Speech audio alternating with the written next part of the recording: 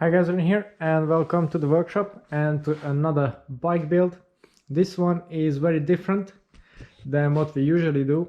It's a Festka Lustre titanium frame, custom painted with some nice details to match, including a matching stem.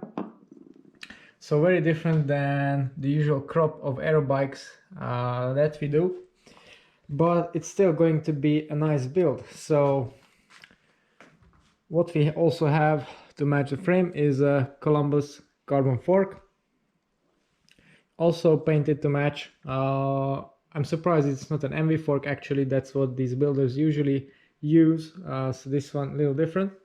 Fairly old school, I would say, regarding the shape and the construction. Then we have an MV carbon seat post, MV compact carbon handlebar, and a 44 centimeter width, so very wide,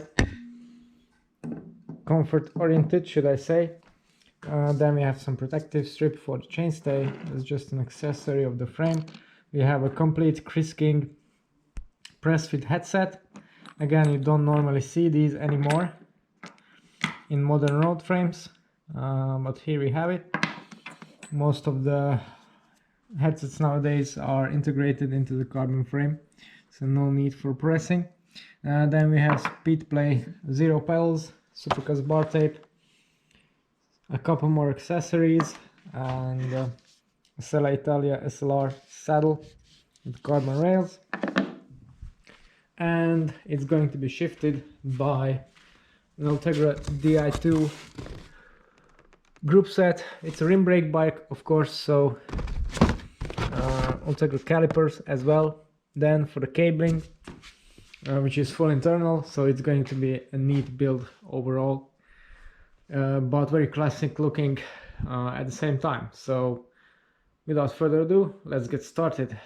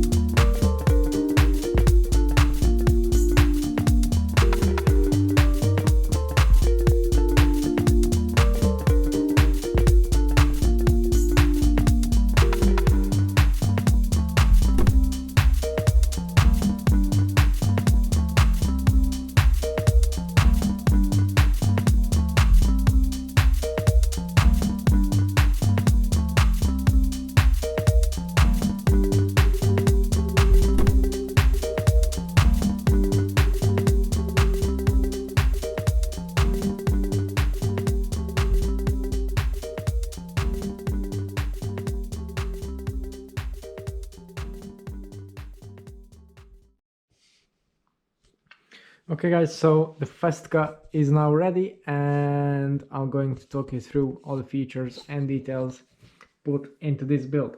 So let's start with the front of the bike. Here we have a mixed MV and 3T cockpit, so we have 44 centimeter MV compact handlebar made out of carbon, of course.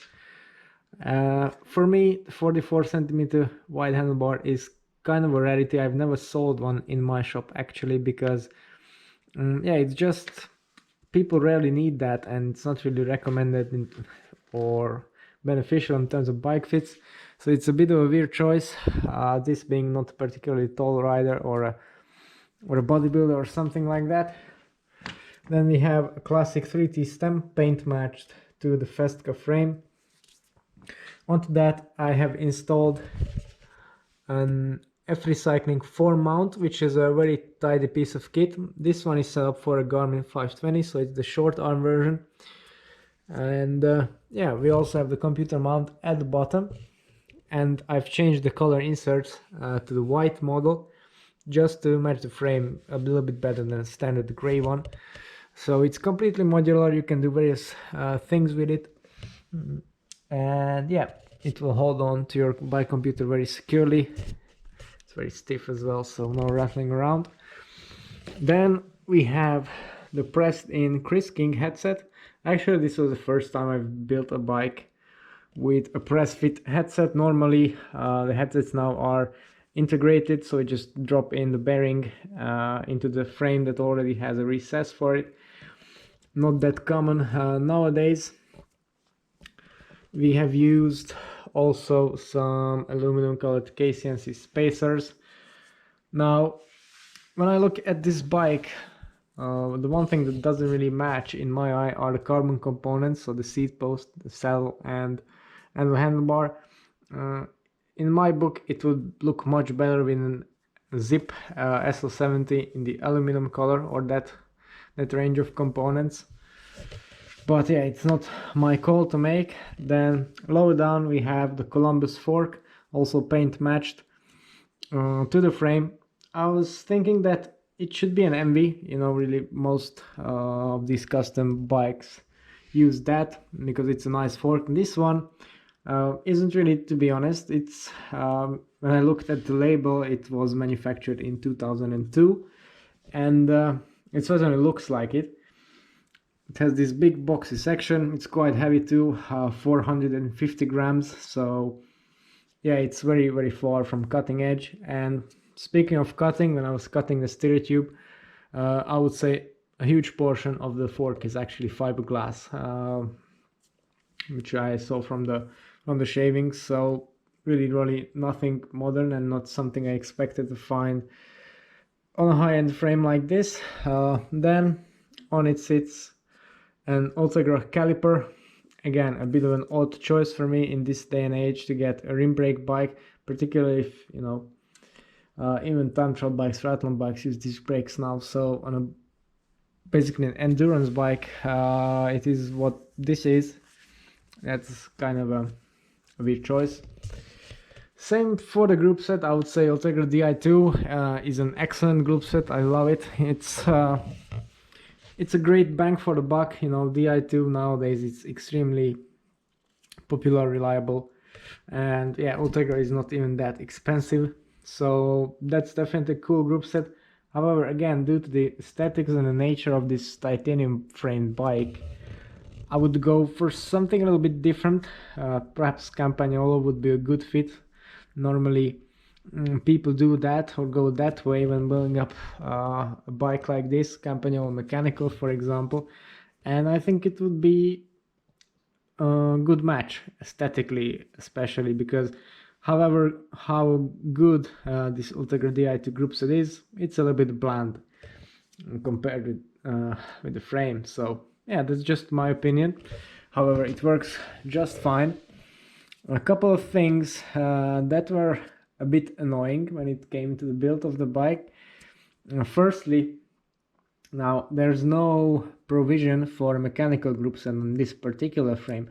However, it isn't very well thought out even for electronic groups, because yeah, first let's look at the cable exit port. So this one could probably be way over here, so you don't have all this slack cable running around, or it could at least be at the bottom. Same for the front mech, you know, it could be at the rear of the tube, so you don't see that and you don't have this kink in there. But the worst thing is the total absence of a connecting port on the down tube where the wire would normally exit on any other bike, because you see it's coming from the junction and it should exit here and join with the brake cable housing and then into the lever at the bar. But here there's no such opening. In fact, there is one right over here, and that's kind of problematic because I routed it from the bottom bracket using the longest 1400 mil wire all the way to the head tube, then inside the head tube behind the fork, and then back into the top tube again and out here, and it just wasn't long enough to fit to the bar. So I had to install a JC200 connector right here under the bar tape and add one more piece of cable, which is not ideal. Then I realized there's a 1600 millimeter cable available from Shimano, and I have it in stock too, but yeah, it's frankly it's too late. It just didn't work out. Now if you were to use a standard junction, not a bar end junction like I have here, then it would be no problem because the 1400 mil would be close enough or long enough, but in this case it's not, so I had to be a little bit creative. Now the MV handlebar does have internal routing for the i2. You just have to cut off the bar ends that come with it normally, but yeah, now it is fine. I've also removed the standard mounting for the bar end plug. I don't really like that because then there's this huge bulb underneath the bar tape. It's uncomfortable and unsightly, so I just done my thing here. The bottom bracket was also a little bit complicated. Right now we have a Kogel PF3224. As you would expect, there are a couple of issues with that though. So because this is a metal frame, there's no actual cavity around the bottom bracket where the tubes join. It's just simple tubes welded into another tube, making up the bottom bracket. This means there's no space for the wire to run through. So you can't use Kogel's deep cups, which go all the way into the frame, because then that would just block the exit port, or well, the connection between this tube and that one. So you have to use the shallow one, which was ordered especially for this bike, and we have waited almost 2 months for it, so that was a bit of a nightmare. And also the fit of the bottom bracket, it was just ridiculously tight. So lucky I have my huge headset press converted also to be used on bottom bracket, so I managed to put that in, but it still wasn't easy, particularly now that there are threaded options for this very same bottom bracket. You know, this is a PF30, so that means it's a 46 by 86.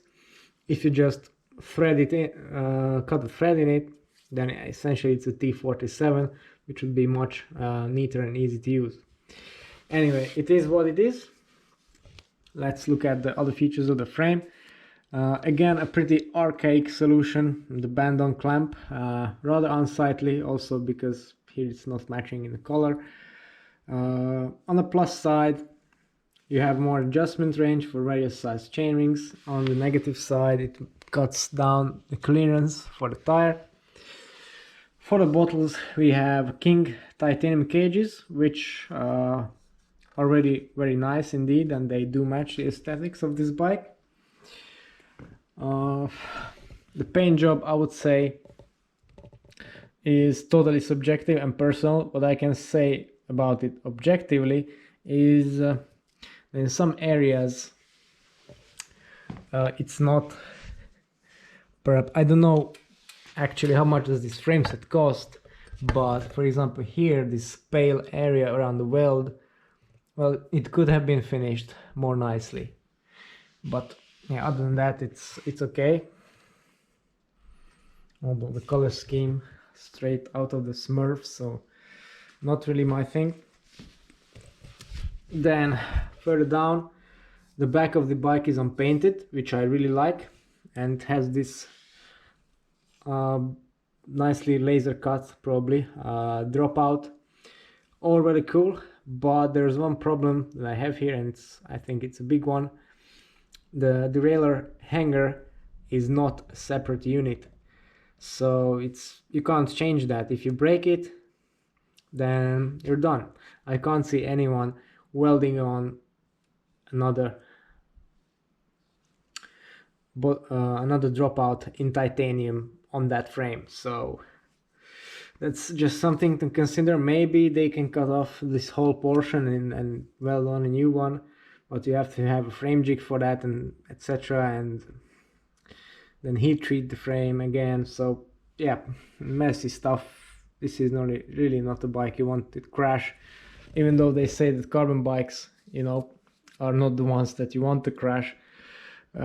This titanium frame, even though it's supposed to last a lifetime, because of this, I don't think so. Then we have this little junction here at the rear.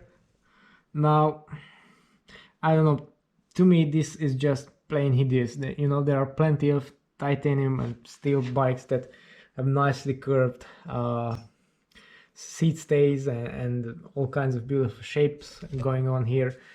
Well, this really isn't any of those, and I don't think there's subjective, because no one that has seen this bike liked it. So yeah, that's a little bit odd and perhaps shows the age of the frame. Other than that, what do we have? Some specs of the group set. It's a 52-36 chainring combination, 172.5 millimeter crank arms. That's as box standard as you can get. Then we have speed play stainless pedals, long cage rear mac, which is not really necessary for a 1130 cassette, but it gives you more options.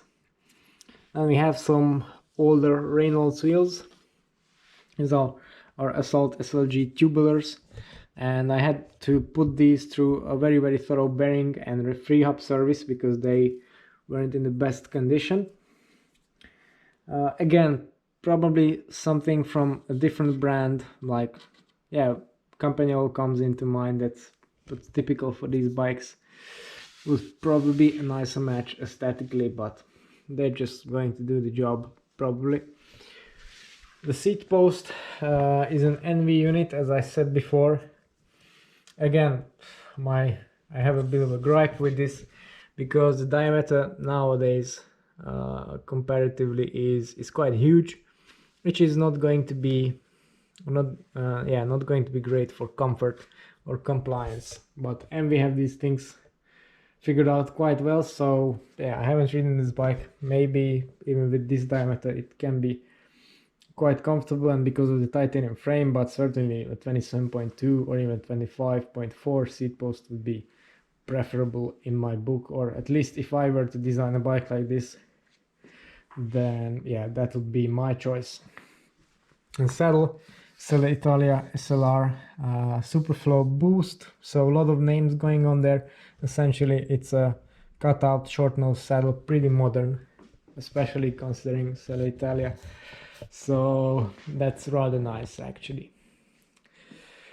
So yeah, that was my overview and experiences when putting this Festka together.